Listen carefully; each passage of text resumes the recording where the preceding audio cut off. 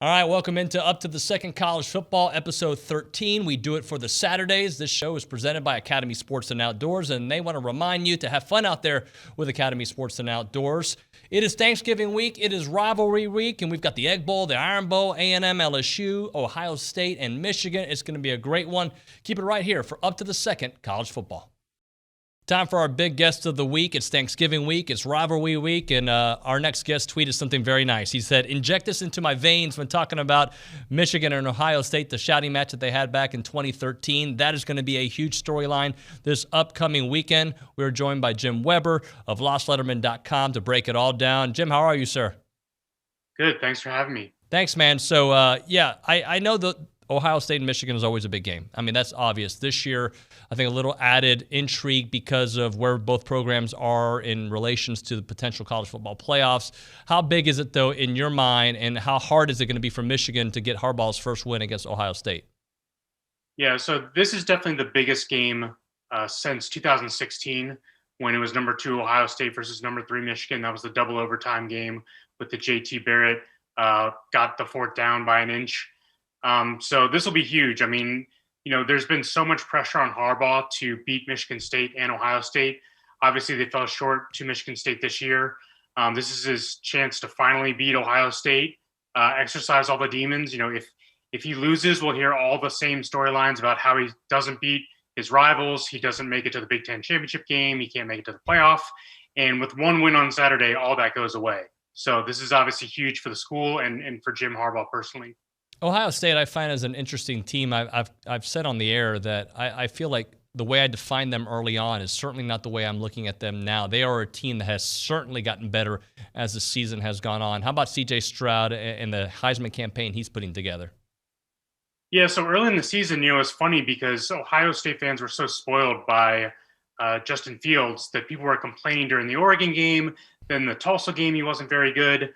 And he rested, and it seems like the injury that he had was really bothering him because since he came back from the week off against Tulsa, he's been or after Tulsa, he's been phenomenal. Obviously, last week against Michigan State, he was nearly perfect. Looked like every bit the part of a Heisman Trophy winner, and we'll see. I mean, Michigan just really needs to hope that they can rattle him, and he can have one of the shakier performances he had like early on in the season. Because if he plays like he did last Saturday, it's going to be really, really hard to beat Ohio State. We're talking to Jim Weber here on Up to the Second College Football. Jim, let's talk about Alabama. And so I'm looking at Georgia's schedule. To me, Georgia's the best team in the country. Most people have that opinion. But if you look at the teams they've beat, it's possible that none of them are going to end up in the top 25. Do you give Alabama a chance in an SEC championship game against them, considering how they've done against them the last few years? Yeah, obviously, Georgia's had so much heartbreak to Alabama over the years, most recently in the national title game where Tua found Devontae Smith in the end zone in overtime. I'd never want to count out Nick Saban. I certainly think Alabama would have a chance, and Bryce Young is obviously playing at a Heisman level as well. I do think that Georgia will win. I think that Alabama just has too many weaknesses, especially on defense. And apparently if you run a fake punt or a fake field goal and just do a jump pass, that's an automatic against Alabama. So I'd advise Georgia to run one of those. But certainly we give them a chance, but I'd like Georgia in that game. Another one that I've had my opinion kind of evolve throughout the year is Cincinnati. I don't think they're one of the 4 best teams in the country, but I think if they finish the season, they're going to be worthy of getting a college football playoff berth, considering what has happened around college football. And also, I just want to see what it means for those group of 5 schools. Your thoughts on the chance that Cincinnati gets in? Yeah, it's funny because they played Georgia last year in the bowl game, and they almost won. Probably should have won that game. So, they've had close games against inferior opponents. The biggest one was Tulsa, where they had to have a goal line stand to beat them. So, I would like to see them in the playoff just to shake things up. And I do think, we have to see what happens. But unless Alabama beats Georgia, and I guess Oklahoma State, if they were to beat Oklahoma and then beat Baylor in the Big 12 championship game, that would be kind of the nightmare scenario for Cincinnati, because Georgia would definitely be in. Ohio State, Michigan winner would be in unless they lost in the Big 10 title game. Then you'd have Alabama in, and then it would come down to Oklahoma State and Cincinnati. And I think an Oklahoma State team that went 12-1 and won the Big 12 would probably get the edge from the committee. I'm not sure. But that's the scenario I think they want to avoid at all costs. Jim, let's talk about all the jobs that are available right now as recording this show. You got the Florida job, the LSU job, you've got the USC job, and I know there's some more out there. Just how would you rank those jobs, and what kind of name do you see ending up in some of those spots? Yeah, well, it's interesting because it really depends on what you value. USC has so much glamour. You're living in LA. Obviously, people saw with Pete Carroll, if you're winning, the fans come out in droves, the celebrities on the sidelines. It doesn't get much better than that. Now, there are 2 NFL teams in Los Angeles now, but still, just the glamour of being at USC when you're winning is great. I'd probably say the number 1 job is LSU. The recruiting is obviously incredible in the Deep South in the state of Louisiana. The money they'll throw at this job is second to none. The facilities, the history. I mean, the last 3 coaches at LSU all won national titles. So I'd say that's number 1. Then I'd say USC is number 2. And then I'd say Florida is number 3. The recruiting in the state is obviously brutal. You have to go against Florida State, Miami, UCF, USF if they get a little bit better. So that's tough. And then you saw Dan Mullen got fired less than a year away from being in the SEC championship game and almost beating Alabama. So I'd say that's my top 3 right there. And then I'd say Washington is a cut below. They obviously have a long history of success, but I'd say they're a distant 4th. Jim, what do you think about the job Jimbo Fisher has done with A&M? And we obviously shoot this show in College Station, considering the fact that his starter, Haynes King, went down week 2. Zach Calzada has been limited at times, but had some amazing moments. And navigating through the Mississippi stretch of both Ole Miss and Mississippi State. And I know that those teams are better than usual, but beating Alabama, potential to beat LSU and have a 9-win season, potential. They already beat Auburn. Just all those milestones / what he's faced this year. Yeah, I mean, I was definitely tough on Jimbo to start the year. Obviously, the close game against Colorado, I know that Haynes King went down the middle of it, and that's a lot of adversity to overcome in the middle of a game. But then the Arkansas loss and Mississippi State loss. The Mississippi State loss at the time looked pretty bad because Mississippi State wasn't very good last year, and they lost to Memphis early on. But ever since beating Alabama, that obviously changes the whole trajectory of the season. They've only had 1 loss since then. There's no shame in losing at Ole Miss, which is a top 10 team. So I think if they finish out the year by beating LSU and winning the bowl game to go, 10-3 with a backup quarterback and all but a game and a half and beating Alabama, that's certainly a good season by anyone's standards. You talked earlier about Oklahoma State having a chance to potentially get in there to the college football playoff if things play out a certain way. What about Notre Dame? Yeah, so it's a little bit trickier with Notre Dame because they lost the head-to-head to Cincinnati. Now, I know the playoff committee kind of threw the head-to-head out the window when they ranked Michigan ahead of Michigan State before the Ohio State game. But I think losing at home defiantly to Cincinnati means that I don't think Notre Dame really has a chance to jump Cincinnati. And the only game they have left is Stanford, who's not very good. And then they don't have a chance to play in a conference championship game. So they would need a lot to happen. I guess if Alabama got drubbed by Georgia or lost to Auburn, then you take them out. And then I guess if you'd say Oklahoma State or Oklahoma, whoever wins that game loses the Big 12 championship game, then you've got a bunch of 2-loss teams that you're competing with. Then maybe Notre Dame would have a chance, but really just not having enough good teams to play. If they had 2 great teams they had to play to finish their season and won those games, like Oklahoma State has a chance to do, then I give them a chance. But there's just not enough runway left for them to get back in the mix, I don't think. Jim Weber, we appreciate your time. Happy Thanksgiving and hope to catch up with you again. You too. Thanks so much.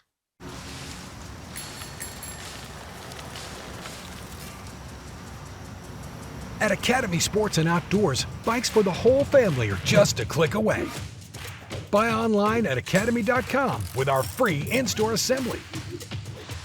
Your next set of wheels, plus helmets, pads, and water bottles will be waiting for you at our in-store pickup counter. Get to the fun faster with our in-store pickup and free assembly at Academy Sports and Outdoors. All right, guys, our big game showdown is going to be big. We've got Ohio State. We've got Michigan. Can Jim Harbaugh get that big victory there for Michigan? And how about Ohio State? Can they build upon that huge victory over Michigan State? We're going to talk to a couple insiders. We've got Kevin Noon of BuckeyesScoop.com and Chris Balas of TheWolverine.com. Gentlemen, happy Thanksgiving and welcome to the show. Thanks for having us. Happy Thanksgiving. So I got to let everybody know, you guys are like good buddies. I can tell before the show, you guys are kind of chatting each other, got away, and here we are to talk about it. Kevin, let's start with you. I know you weren't surprised with the victory over Michigan State, and you even thought they would win by that spread, but you had to be somewhat impressed when they put 40-plus points by the half. Yeah, I had Ohio State putting up 50-plus points, but I had Ohio State giving up 30 because I thought we were going to see more out of Kenneth Walker. The third, still wasn't really sure what the status of Jalen Naylor was going to be in that game. And I just, I've fooled me once, fool me twice. I've seen this Ohio State defense break a couple of times. So, Ohio State came out, ran as perfect of a first half as I've seen in a long time covering this team. And, it sets up a big one against Michigan, who provides just a whole different set of challenges. Chris, what is different this year about Michigan? I know we've talked a little bit about like the culture around the program, but on the field, what is different? Yeah, Jim Harbaugh's gotten back to his roots. In fact, I was just writing a story about that. They're possessing the ball. I think they're 11th in the country or something at 33 minutes. Last year it was 25. They were doing their speed and space thing with receivers that weren't all that speedy. But now they've got Hassan Haskins, a bell cow running back that they can run, and they're playing bend but don't break defense, but they're playing it solidly, doing a good job with the red zone defense, which is what they're going to have to do on Saturday. Ohio State's going to hit some plays. They're going to move the ball between the 20s. The teams that have slowed them have played the kind of defense that Michigan does. They're going to give up some yardage, but stiffen. And you got to hold that offense to field goals. I'm not convinced that they'll be able to do it, but that's what they're doing now. Much better complementary football, as Jim Harbaugh would say. Kevin, how has CJ had his Heisman-esque moment yet? Do you think he is number one on the list at this moment? I mean, I think it's him and Bryce Young out of Alabama right now. I don't know if there's a lot of separation. Something that happened with CJ was CJ only got to really play a half of football against Michigan State, whereas Bryce Young had to go all 4 quarters against Arkansas in that game. A big win against Michigan certainly would go a long way, as voters are going to start getting their ballots in here pretty soon. But you look back at a lot of Heisman winners and they have just that one moment. I mean, it's certainly easy to say, well, 6 touchdowns and a half against Michigan State, the then number 7 team, certainly a Heisman worthy moment, but get it done in the big house. And I think that's going to sit there and put a lot of voters over the top. All right, Chris, how about you? Let's talk about Caden McNamara and the kind of year he's had. I know early on he was kind of maneuvering, if you will. How has the season progressed for him? He's been solid, doesn't turn the ball over, and that's exactly what they needed. We talk about ball possession and time of possession, and that's exactly what he gives them, because he protects the ball and he moves the ball on third down. I think they're 26th in the country, 44%, which, again, last year they were abysmal. So, and he's just so respected by his teammates, gets him into the right play. People forget this. He's a first-year starter, and in the games that he's started and finished, he's lost to 1 game, and that was Michigan State, and that was with J.J. McCarthy getting some snaps too. So he's been that steadying force. Doesn't have the big arm. He can throw the ball downfield. They haven't tried it as much because they haven't had to. They're playing things close to the vest and really kind of playing that mistake-free football that he's perfect at. So he's excited. People are putting a lot of stock into some of his contents about he's not concerned. I can guarantee you they are concerned with that Ohio State defense, and but going to be really well prepared, I think, going into this one. All right, Kevin, what concerns Ohio State about Michigan? Those defensive ends. Those defensive ends are very, very good. Hutchinson, Ojabo, they can really change the pulse of a game. So Ohio State's going to have to hold well there. They're going to probably have to sit there and chip with running backs and do some things on that nature. But if CJ Stroud is able to step up in the pocket, be able to let things develop a little bit, I like Ohio State's chances. But those 2 ends are like nothing that they've faced so far. And we've seen what happens when Stroud gets sped up a little bit, throws go a little bit high. Maybe he doesn't get through his progressions. So that's certainly the most concerning thing for Ohio State. We're talking Ohio State. We're talking Michigan. And Chris, let me ask you this to close. What would a win do for Jim Harbaugh? And then conversely, what does another loss do to Jim against Ohio State?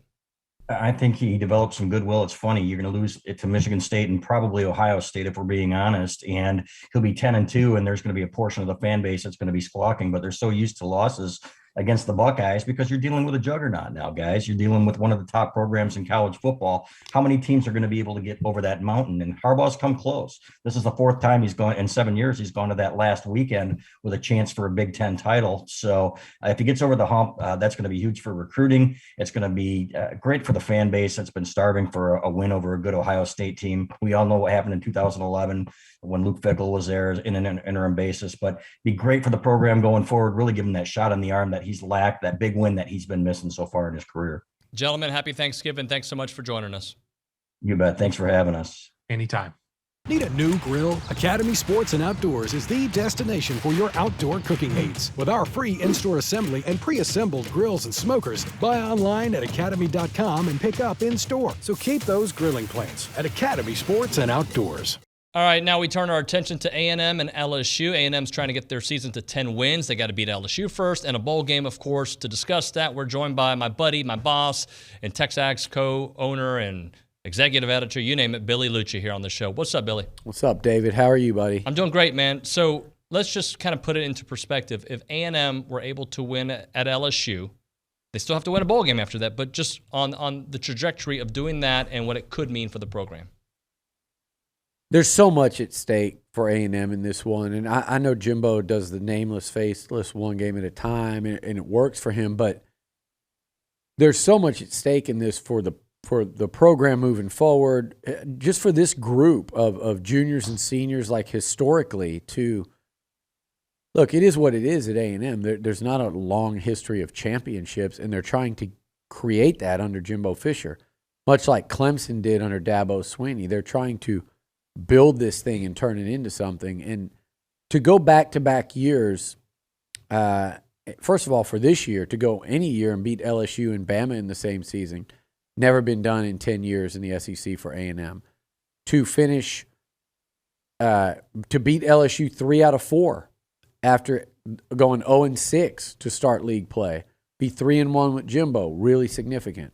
They haven't won in Death Valley ever in the SEC. They haven't won there since 1994. Another major checkpoint, something that you have to knock off the list. Look, prior to the year, beating Bama and winning in Baton Rouge were two significant milestones for this program. And if they could do both, to win back-to-back New Year's Day or New Year's Six bowl games, never been done. They finished top 5 last year. They could finish top 10 this year. And David, as you know, everything matters in recruiting, and this is a program that's very close to locking up a number 1 or number 2 type recruiting class, and a win in Baton Rouge would go a long way. And I happen to think this is an opportunity to get a foothold temporarily on this rivalry. Billy, with all the chatter about Jimbo and Baton Rouge that he shot down on 2 occasions now, how important is it for him, the staff, and just A&M to go in there and take care of business from that perspective? That's a good point, too. I mean, you think about just everybody's kind of waiting in Baton Rouge to see A&M fall to one of the worst LSU teams. That's another reason A&M needs to win, no matter how tough, because that's a tough LSU team. They'll fight you. They'll defensively, they can shut you down. They showed Alabama that. They showed Arkansas that. So it's not going to be an easy win. And everyone in Baton Rouge is waiting to say, see, told you so, and to make it like Jimbo wasn't the hire. If Jimbo and A&M win, this is not about Jimbo Fisher, and he doesn't make it about himself, but he also knows that if the Aggies can win there, and he can go 3-1 against them, and they do win when everyone and their dog knows that Scott Woodward, his number 1 target has been Jimbo Fisher. If Jimbo can go in there and win with A&M and then go on the recruiting trail and say, look, we beaten them 3 out of 4. They wanted to hire me. I said no because I'm right here. And it is a huge deal for Jimbo, and because it's important for his program and his recruiting moving forward to win this game on Saturday. What must A&M do offensively against a pretty salty LSU defense that has kept games very close against some top teams? I think for A&M offensively, they've got to figure out a way to give Zach Calzada, I'm not saying easy throws. He doesn't have to have easy throws, but easier throws than what he had, let's say, against Ole Miss or even Auburn. Like the passing game has to be more effective and efficient early in the game. So I think a lot of that will come off play action. It's a dicey proposition, though, because you want to establish that running game early, but you also need to kind of loosen that defense up. They're so strong in the front seven.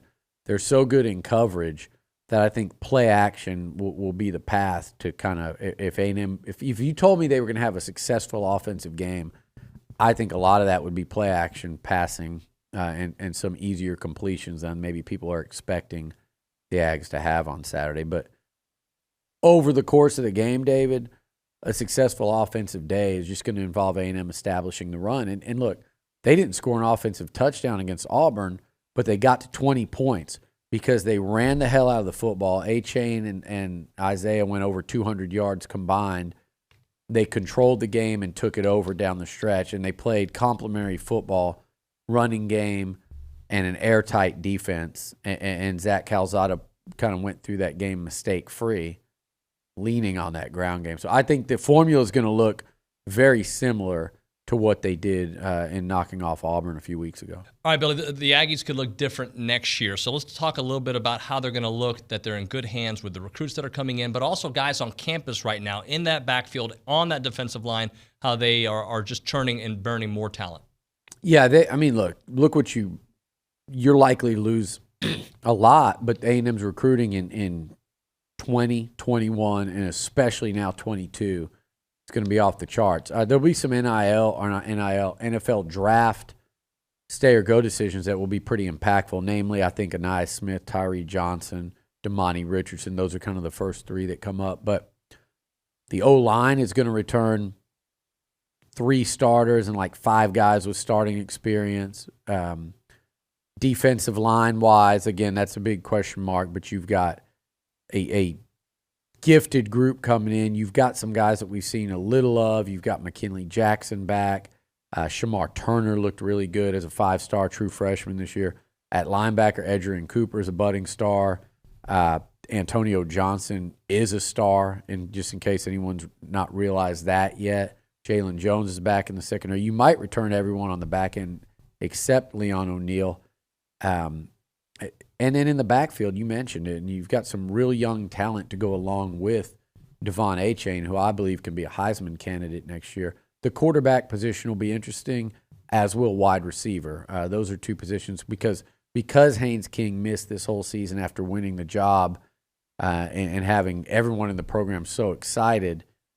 That position's interesting, and then wide receiver is one that I feel like could look a lot different. It could even be a position where A&M has to attack the portal a little bit. Thank you, Billy. Hi, David. All right, guys, so we thought that Alabama and Auburn could be a big deal, especially from an A&M perspective, but things have kind of changed. Auburn has lost several games in a row since that A&M game, and they're playing without Bo Nix, who talked a little bit this week about the officiating in the Alabama and Auburn game. So let's just talk about where this game is with the Iron Bowl with our buddy Tony Tsoukalas from BamaInsider.com. What's going on, Tony? Hey, how's it going? All right, my friend, let's get into it. How much can we read into this Arkansas game that ended up being way closer than I think a lot of people expected? I mean, I think every time you want to think that Alabama's defense has turned the corner, something like this happens. You know, I mean, they had a good display against LSU and, of course, a good display against New Mexico State, and then they just get shredded by an Arkansas passing attack that, is good, but I mean, you're trying to, from an Alabama perspective, say that this is one of the best Alabama defenses. This is supposed to be one of the best Alabama defenses they had. And it has performances like this where Treylon Burks just has his way against the Alabama secondary. And it's really kind of deceiving in a little bit of a way, because I thought, people like Will Anderson had a great game and Henry To'oTo'o had a great game. But then, that secondary got absolutely shredded. Josh Jobe had probably his worst game in an Alabama, uniform. And that's, what happened. A lot of breakdowns in coverage. And fortunately for Alabama, they had Bryce Young to come bail him out, and puts together, the most, probably the best statistical game in school history. 559 yards and 5 touchdowns. The guy was outstanding. And so I guess it shows you two things. It shows you that if the defense does fall apart, that Bryce Young, it has turned himself into a quarterback that can really bail Alabama out. But it also shows you that Alabama has some serious holes, and they're cutting things pretty close a lot of times. And I think that it could bite them. I don't know if it's going to bite them this week against Auburn, but that game against Georgia is only 2 weeks away now, less than that, and so that's concerning when you look at that Arkansas game. I find Bryce Young to be a polarizing guy, and maybe polarizing is not the right word, but some people thought he was the problem with Alabama this year at one point. But here he is just slaying teams. I mean, in the A&M game, the one game that they lost, he still threw for, what was it, 395 yards, whatever it was. And so when you look at the Heisman running, he's been at the top of the list for a while. You got Matt Corral, you've got Bryce Young, and you've got C.J. Stroud. Where do you see Bryce now in that pecking order? Oh, I just think it's I would, I know Matt Corral's in there, but he's not in there. It's CJ Stroud or Bryce Young. And I think it's going to come down to what Bryce does against Georgia, because I think the constant is, I think CJ Stroud's going to do well against Michigan. He's going to do well against whoever they play in the Big Ten championship game. And they'll be able to match each other's numbers. The deciding factor is how Bryce Young does against Georgia, because everyone views that Georgia team as the best defense and the best team in college football. So if Bryce Young is able to kind of not only do well, but maybe, help Alabama beat Georgia, I think right before the Heisman, that's going to be that push that puts him ahead. If he doesn't, or if he, doesn't put up big numbers and CJ Stroud continues at his current pace, I think it goes to Stroud. I'd be shocked if it didn't go to one of those two guys, though. I mean, they're putting up huge numbers, and both of them are deserving. I mean, Stroud's been awesome. He threw his 6 touchdowns and a half. I know he threw it against the worst secondary in the nation statistically, but it doesn't matter, man. If you're throwing 6 touchdowns and a half, I don't care who you're throwing it against. That's some serious numbers. And then Bryce Young put together a pretty flawless performance against Arkansas. You mentioned that A&M game. Bryce Young hasn't thrown a pick since that A&M game, and he's really taken he was already doing well. I think he's taken his game up another level since that game. He's been wonderful. It seems like every time there's a critique about Bryce Young, he fixes it. Or, at first it was, he doesn't run enough. He can't, he's too afraid to run. And then you saw him have a couple of plays where he'd make, big gains with his feet. Lately the story has been, he can't throw the deep ball. He can't connect with the deep ball. Well, he's 4 of 6 on balls that traveled 20 or more yards against Arkansas, including 3 touchdowns. So he kind of answered that question. He's answering question by question. He's really becoming a complete quarterback for Alabama. Tony, I know we've talked a lot about Bill O'Brien on this show because I have a relationship dating back to his days with the Texans. He's a guy that people have picked on quite a bit, and he's a contender for some jobs out there. LSU is the name I hear often with him. As critical as people have been about his play calling, I guess you kind of have to give him props, too, for these efficient games that Bryce has put together. So just do you, think OB is a candidate for that LSU job, like a legit candidate, and how good of a job has he done there? I think look at what he's done as a coach, not only at Alabama, but at Penn State. And look, he's not making any trades at LSU. So I think that, I think he should be a candidate. I mean, I think he's a pretty solid coach. Alabama fans, they I think would be happy, or most of them, to see him leave, but I don't agree with that sentiment. I think he had a questionable calling game against A&M, especially at the goal line, and then you saw the next week where he was going to make another call at the goal line, and Nick Saban had to call a timeout. I think that was Mississippi State. But taking out those, I mean, look, he's done a lot with I think he has a average or below average offensive line. He's got a new quarterback. Granted, it's a Heisman contender. He's doing really well. He also had to replace, the Doak Walker Award winner. His, running back room has been absolutely sacked. I mean, they're down to 2 scholarship backs. I mean, they're talented guys, but, there's no depth there. And he's lost, the Heisman winner at receiver. He's been able to, Jamison Williams is a great receiver, and he's a Biletnikoff finalist. But let's not forget the fact that he came into this offense. He had to be, you have to incorporate him in the offense, and that's not always easy to do. And to just have him enter this offense so effortlessly, I think Bill O'Brien has put together a really good offense in a transition year for Alabama. So I don't get a lot of the hate. Has he been perfect? No, but to act like he, good riddance, which is kind of the sentiment I'm hearing from Alabama fans, I think that's, misplaced, because I think he's a pretty good coach. Tony Tsoukalas here with us. All right, so last thing for you. What does Auburn do? And I know they're not the same Auburn team they were 3 weeks ago, but what do they do that concerns Alabama? Yeah, I don't know. I mean, I think when I look at that game, just from covering this rivalry so much, you look at it and you just think that environment, and if they can keep things close, I don't love them passing the ball and exploiting Alabama that way, especially, I thought that they were going to need a dynamic game from Bo Nix to have a chance in this game, when I was thinking about this matchup weeks ago. And now that Bo Nix is hurt, he seems to be that kind of like spark guy that could have done it. TJ Finley's a talented quarterback, and maybe, he can hang around and then kind of hope that some of that Auburn magic happens. But to me, the only way Auburn wins is if Alabama keeps this close, and that place is such a hard environment to play when things go wrong. So, it's a rivalry game. If maybe Brian Harsin has some tricks up his sleeve, if they can just stay close and exploit Alabama's secondary, then I think that, maybe that place becomes harder to play, and maybe some of the old, ghosts start coming up, and Alabama, kind of maybe even shoots itself in the foot. You could also think that, is Alabama going to take this game seriously? You would obviously probably think that they would. It's the Iron Bowl, but they do have the SEC West locked up. So, maybe there's a chance that Alabama comes into this kind of with its eye on Georgia. And I think if you do that against an Auburn team, and this Auburn team is struggling really bad, but they have beaten some quality teams, Ole Miss, Arkansas. So it's not a team that Alabama should just be able to roll over, but I think I'd even take Alabama with the 19.5 points that they're being given, just because of the way the two programs are going at the moment. Tony, we appreciate you, sir. Happy Thanksgiving. Yeah, happy Thanksgiving to y'all as well. All right, that does it for Up to the Second College Football, episode 13. We will see you guys on Championship Week.